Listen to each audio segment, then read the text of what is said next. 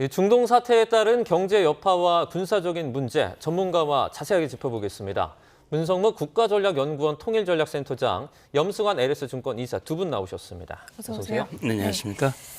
염 이사님, 환율 얘기부터 좀 해봐야 될 것 같은데 심리적 마지노선이라고 그러면 이제 1,500원이었는데 이게 이제 뉴 노멀이 돼가는 건가요? 어떻게 봐야 됩니까? 일단 이제 사실 이런 이제 이란 문제 전에도 이 환율이 워낙 높았잖아요. 예. 근데 그건 아시겠지만 사실 이제 뭐 우리 개인 투자분들의 미국 주식 매수도 많았고 기업들의 달러 선호 뭐 이런 것들이 이제 구조적으로 이어지면서 수급 이슈가 좀 있으면서 1,400원 이제 1,500원 사이로 왔다 갔다 했는데 사실 이거는 이제 우리나라 펀더멘털과는 좀 무관하기 때문에 높다고 해도 그렇게 좀 크게 문제될 건 아닌데 예. 지금은 좀 문제가 되죠. 지금 이제 환율이 1,500원 이번에 넘어간 거는 불확실성이잖아요. 사실은 이제 중동 유가.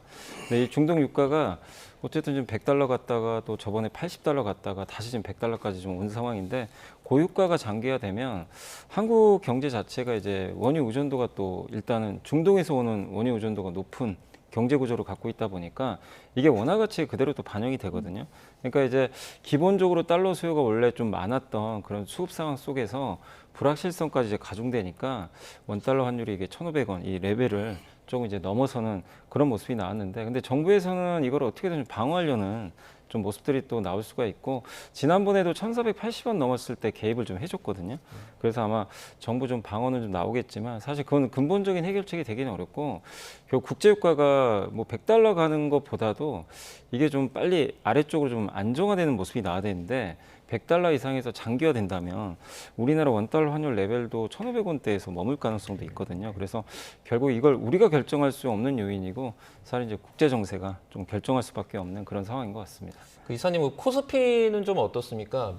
그 계속해서 이번 사태 발생한 다음에 코스피가 뭐 전체적으로 가장 많이 아시아에서 떨어졌다는 얘기 나오고 있는데 그럼에도 코스피 자체가 좀 많이 출렁이고 있는 것 같아요. 예, 네, 물론 이제 그 변동성은 조금씩은 줄곤 있어요. 오늘도 이제 주변 여건이 좋은 건 아니지만 코스피가 상승은 하고 있거든요. 이제 그렇지만 지난 이제 한 2주 전이었죠. 2주 전에 코스피 주가가 하루 만에 마이너스 12% 빠진 정도 있을 정도로 좀 변동성이 상당히 좀 커졌습니다. 그 네. 이유는 일단 가장 큰 거는 사실 국내 증시가 올해 1, 2월에 전 세계 어느 나라보다 굉장히 많이 올랐거든요. 주가 지수가 거의 50% 두 달 만에 급등을 하다 보니까 이 과열에 대한 부담이 컸는데 일단 일본 같은 경우도 주가가 좋았지만 일본은 두 달 동안 10% 올랐고 미국은 사실 좀 마이너스를 기록하고 있었거든요. 그러니까 한국이 워낙 좋았던 거죠. 그런 상황에서 이란에 대한 불확실성 또 한국 경제가 어쨌든 이제 대외 변수에 굉장히 좀 취약한 구조를 좀 가지고 있다 보니까 예. 외국인들이 또 이런 부분을 이용해서 공격적으로 좀 매도를 해버렸죠. 그래서 한국 증시가 원래 예전부터 변동성이 좀 컸지만 대외 변수에 워낙 또 올해 많이 올랐다는 그런 이제 부담까지 겹치다 보니까 변동성이 이제 지난번보다 훨씬 예. 더 크게 나온 거 아닌가 이렇게 생각을 하고 있습니다. 벌써 유가 많이 뛰었다 그러면 오늘 아침에 확 떨어지겠다. 많은 분들이 이제 또 걱정을 하기도 하는데 전쟁 민감도라고 그럴까요? 그게 뭐 전쟁이 좀 길어질수록 영향을 좀 덜 받는 구조로 갈 거다 이렇게 보는 분들도 있더라고요. 근데 일단은 이제 결국 유가가 어느 시점에서 이렇게 좀 이렇게 안정화되느냐가 문제인 것 같고 예. 지금 그래도 시장에서는 이렇게 우리나라 증시가 그래도 5천 이상에서 좀 견디는 이유는 이 트럼프 대통령도 예전에 언급을 했죠. 4주 안에는 전쟁이 좀 끝날 거다 예. 했기 때문에 아직도 시장은 물론 일주일 정도 지금 남아 있죠. 그래도 좀 4주나 뭐 길어봐야 5주 이 안에서 좀 끝나지 않겠냐 예. 이런 좀 기대를 하는 것 같은데 근데 또 유가를 보면은 이렇게 원유나 이런 쪽에 이제 그 투자하는 그런 이제 어떻게 보면 원자재 베팅하는 쪽에서는 좀 장기적으로 보는 것 같아요. 이게 유가 쉽게 꺾이지 않는다. 예. 전쟁 오래 갈 거다. 그러니까 주식 시장과 원자재 시장은 좀 약간 서로 지금 약간 다른 생각을 하고 있는데 어쨌든 지금 주식 시장은 이렇게 안정감을 최근에 좀 찾고 있는 이유는 예. 그래도 전쟁이 트럼프 대통령 말처럼 좀 빠른 시간 안에 좀 끝나지 않겠냐, 뭐 최악은 지나가지 않겠냐라는 그런 기대감을 아직은 좀 갖고는 있는 것 같습니다. 예. 자, 이번 중동 사태의 중심이죠. 호르무즈 해협 얘기를 조금 해보도록 하겠습니다. 여기 뭐 하르그 섬이라고 이제 있는데요. 자, 미국이 이란의 그 하르그 섬까지 공격을 하면서 이제 중동 전쟁이 악화 일로로 치닫고 있는 상황입니다. 트럼프 대통령이 이제 왕관 보석이다라고 칭한 바로 이 섬인데요. 대체 어떤 곳인지 저희가 영상을 준비했는데요. 함께 보도록 하겠습니다. 네, 폭격이 쏟아지고 있는 이곳. 페르시아만 한가운데 있는 작은 산호섬 하르그 섬입니다. 크기는 울릉도의 3분의 1 정도지만 대형 석유 저장 시설을 갖춰서 이란의 돈줄로 불리고 있는데요. 자, 트럼프 대통령이 지난 13일 이곳을 이란의 왕관 보석으로 부르면서 정밀 타격했습니다. 군사적인 목표물은 파괴를 했지만 석유 시설은 남겨뒀다며 나름의 절제된 타격임을 강조하기도 했는데요. 최후의 보루로 여겨졌던 하르그 섬까지 전선이 확대하면서 국제 유가는 배럴당 100달러를 돌파했습니다. 석유 시설 공습도 배제하지 않는다며 재미삼아서 몇 번 더 공격할 수 있다고 공언한 트럼프 대통령. 국제사회가 유가 200달러 시대를 준비해야 한다는 끔찍한 경고까지 나오고 있습니다. 자, 이제 걸프 해역에 있는 작은 섬인데 전략적으로 좀 중요한 의미를 갖는 것 같아요. 예, 그러니까 크기가 그렇게 크진 않지만 대략 이란 해안으로부터 한 30km, 그리고 울릉도의 뭐 3분의 1 크기라고 이미 소개를 해주셨는데 네. 산호초로 구성이 된 섬이라서 굉장히 지반이 단단하고, 그러니까 그 석유 시설이 인프라가 아주 굉장히 잘 갖춰져 있어서 네. 이란 원유 수출의 90%가 그곳으로 모여가지고 유정에서 이 시추한 석유들이 그걸로 모여가지고 거기서 이제 이 또 수심이 깊어가지고 예. 대형 유조선들이 접안을 해서 기름을 싣고 나갈 수 있는 그런 시설이 갖춰져 있는, 그야말로 이란 경제의 심장부와 같은 그런 곳이다. 예. 그렇기 때문에 그동안 트럼프 대통령이 이스라엘도 마찬가지고요. 2주 동안 수천 개의 표적을 제압을 해놓고도 거긴 놔뒀거든요.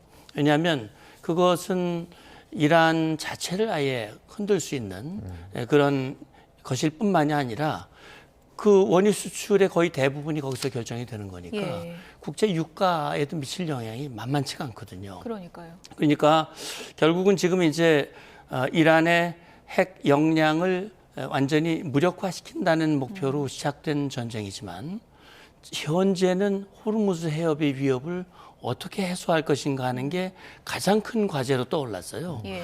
그렇다면 미국 입장에서는 지금 이란의 하메네이 모스타바가 이제 제1성으로 내놓은 게 바로 호르무즈 해협의 봉쇄를 계속해야 된다라고 했는데 네. 이건 또 트럼프 대통령과 국제사회를 위협하는 일이기 때문에 트럼프 대통령이 이걸 해결해야 되는데 그 하나의 방안으로 하르그 섬을 타격을 해서 이란에게 호르무즈 해협의 통행을 방해하는 행위를 즉각 중단해라. 예. 지금은 에너지 시설은 타격하지 않았지만 만약에 계속하면 그것도 타격할 수 있다. 지렛대로 쓰는 건가요? 예, 그러니까 예. 호르무즈 해협에 대한 예. 어떤 트럼프 대통령의 요구를 압박하는 수용을 압박하는 그런 어떤 카드로 일단 마지막 카드 썼는데 그것도 조절을 했지 않습니까? 군사시설 목표 90개만 기뢰 저장 창고라든지 주요 미사일 기지만 타격을 하고 에너지 인프라는 그대로 놔줬는데 만약에 이란이 트럼프의 요구를 계속 거부할 경우 에너지 시설도 타격할 수 있다라는 그 열린 메시지도 내놓은 셈이죠. 예. 그러니까 하르그 섬 심장부는 그래도 지금 공격하지 않은 그런 상황이라고 말씀해 주신 건데. 네, 그렇습니다. 근데 궁금한 게 트럼프 미국 대통령 제일 민감한 게 유가잖아요. 그렇습니다. 이렇게 공격하면 유가도 엄청 뜰 텐데 그래도 괜찮은 거예요? 예, 그러니까 이제 이거는 이번 전쟁의 목표를 어디에 두느냐. 예. 그리고 그 전쟁으로 인한 부정적인 요인을 최소화시키는 것이 또 트럼프 대통령으로서는 해야 할 일 아니겠습니까? 그러니까 이번 전쟁을 시작을 해서 핵을 비롯해서 그동안 중동 평화와 국제 평화를 위협했던 또 이란이 수시로 미국과 불편한 관계를 맺을 때마다 그럴 때마다 호르무즈 해협을 늘 위협을 해왔고 그것이 국제 경제에 미치는 부정적 영향이 컸기 때문에 이번 전쟁을 통해서 이란의 핵 위협을 완전히 제압을 하고 호르무즈 해협에서의 위험 요인을 제거한다면 트럼프 대통령으로서는 최고의 전쟁 목표를 달성하는 거란 말이죠. 그러니까 뭐 하르그 섬으로 인해서 유가에 영향을 좀 주고 일시적인 그런 피해가 있다 하더라도 예. 사실은 그런 위험을 감수하고라도 해야 할 그런 필요가 있다라고 판단하면 할 수 있을 거예요. 네. 그리고 그 이란의 원유의 거의 대부분이 중국으로 수출이 됩니다. 그러니까 중국은 사실은 이란이 제재를 받고 있기 때문에 그걸 회피해서 중국으로 좀 싼 값으로 팔고 있는 거거든요. 그러니까 이란의 원유에 대한 타격은 바로 중국을 향한 타격이 될 수도 있는 거예요. 예, 그런 여러 가지 변수들을 아마 함께 검토하고 있지 않을까 생각을 합니다. 예. 지금 호르무즈 해협을 우회하는 그 항로 중에 푸자이라 항구가 있는데 이란이 이곳을 이제 또 다시 공격을 했습니다. 뭐 결국에는 어떻게 보면 기름 가격이 올라갈 수밖에 없는 그런 상황에 계속 놓이는 것 같은데 여기도 또 전략적으로 어떤 의미가 있는 곳이죠? 예, 그러니까 이제 말씀하신 이 푸자이라 항구는 호르무즈 해협을 지나서 일종의 오만만 있는 쪽이라는 말이죠. 네. 그러니까 호르무즈 해협이 아무리 위험에 처한다 하더라도 그걸 피해서 원유를 내보낼 수 있는, 수출할 수 있는 그런 항구죠. 그러니까 아랍에미리트가 유정해서 그쪽으로 파이프라인을 연결해서 뭐 하루에 한 180, 200만 배럴 정도를 보내니까 호르무즈 해협을 통과하는 거에 비하면 뭐 아주 소량에 불과하지만 그러나 아주 긴급하게 원유를 내보낼 수 있는 그런 곳이라고 하는 점을 이란이 모르는 바가 아니죠. 네. 그렇기 때문에 이란은 미국의 이스라엘의 공격에 대해서 미국과 연관된 시설을 타격을 그동안 해왔는데 예. 그중에 가장 많이 타격받은 곳이 아랍에미레이트고 예. 푸자이라 항구도 그중에 일환이라고 보면 됩니다. 일단 뭐 전 세계인이 주목할 수밖에 없는 게 유가고 유가가 이제 계속 뛰다 보니까 지금 많은 분들이 비행기표 살려면 빨리 사야 된다 이런 얘기가 나오고 있거든요. 비행기표 값이 진짜 올라가는 건가요? 이제 아무래도 이렇게 예. 유가가 오르게 되면 이제 항공사 유류 할증료라고 아마 들어보셨을 거예요. 유류 할증료를 이제 붙이거든요. 그래서 이제 육값에 대한 어떤 부분을 좀 이제 보존하기 위해서 예. 비용을 올리게 되는데 그렇게 되면 이제 아무래도 항공료 올라갈 수밖에 없거든요. 그래서 그 부분들은 이제 아무래도 여행 수요에 좀 영향을 줄 수밖에 없고 또 거기다 환율이 올라가잖아요.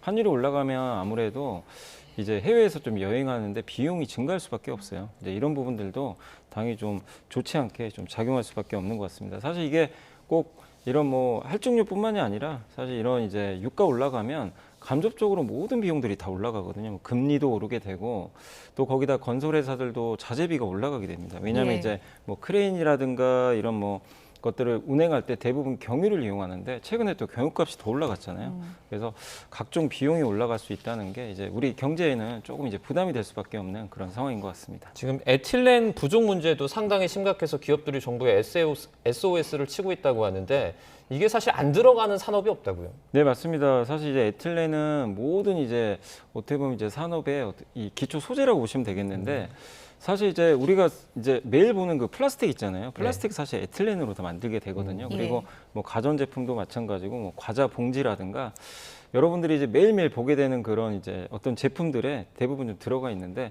과자 봉지도 그걸로. 예, 하는 맞습니다. 거예요. 예. 그러다 보니까 이제 어떻게 보면 필수 소재 중에 하나죠. 예. 근데 이제 여기서 지금 우리가 이 에틸렌을 만들 때는 원료가 나프타라고 하거든요. 이 나프타를 수입을 해야 되는데 이 절반 정도가 중동에서 대부분 수입이 됩니다. 근데 이제 중동의 호르무즈 해협이 좀 봉쇄가 되다 보니까 아무래도 공급이 차질을 빚게 되고 그러면 이제 원재료 비용이 오르겠죠. 원재료 비용이 오르면 사실 이제 또 석유화학 회사들은 그걸 또 가격을 전가시켜야 되는데 예. 그것도 쉽지는 않고요, 사실. 거기다가 또 생산도 해야 되는데 생산량을 늘릴 수도 없게 되겠죠. 그리고 그 최종적인 어떤 과자 봉지라든가 이런 가격까지 연쇄적으로 다 올려버릴 수가 있어요. 그래서 물가에도 영향을 좀 줄 수 있어서 이게 사실 에틸렌의 뭐 공급 차질이 어떻게 보면 이제 우리의 어떤 소비까지도 줄여버릴 수가 있기 때문에 예. 상당히 좀 이제 이 부분은 좀 문제가 될 수 있는 경제가 부분이 있습니다. 삼중고고 그렇게 되면은 이제 전쟁 언제 끝나나 이 생각밖에 할 수밖에 없는데 지금 흐름을 보면 단기간에 끝나긴 참 어려워 보이고 미국 같은 경우 지금 뭐 주변국에 호위함 보내라 이런 요청까지 한 상황이잖아요. 네. 트럼프 미국 대통령이 생각하는 다음 수는 뭐 어떤 걸까요? 뭐 그건 트럼프 대통령한테 물어봐야 될 것 같은데 그러니까요. 근데 트럼프 예. 대통령 자신도 말이 조금씩 바뀌니까요. 뭐 오래 할 수 있다라고 얘기했다가 곧 끝난다고 얘기했다가 또 뭐 4 내지 6주다 뭐 이런 얘기들이 조금 겹치니까 예. 이게 이제 언제 끝날지 모르는데 최근에 트럼프 대통령 한 얘기 중에는 자기가 뼛속까지 이제는 끝내도 되겠다라고 판단되면 끝내겠다. 참 모호한 말이네요. 예, 굉장히 그것도. 그 추상적이고 모호한 말이기 때문에 제가 아까 말씀드렸듯이 결국은 핵 물질을 반출하는 건 여러 가지 위험이 많아요. 그렇기 때문에 그 반출 자체가 어려울 수도 있고 그 작전을 위해서 지상군 투입도 어려운 것이고 결국 남은 과제는 호르무즈 해협에 대한 그 통제 위협에 이걸 제건데 그래서 이제 호위함 연합함대 구성을 지금 제안을 한 것이고 예. 근데 이제 그 과정에서 결국은 중요한 것은 이란이 어느 정도 저항할 수 있는가, 그 저항의 수위가 어떤가, 기간이 어떤가 이런 것이 이제 영향을 줄 수 있을 텐데 지금 많이 약화됐기 때문에 아마 좀 시간은 생각보다 빨리 끝날 수도 있다라는 생각도 합니다. 네, 알겠습니다. 오늘 여기까지 듣도록 하겠습니다. 문성무 국가전략연구원 통일전략센터장, 염승환 LS증권 이사와 함께했습니다. 고맙습니다. 고맙습니다. 감사합니다.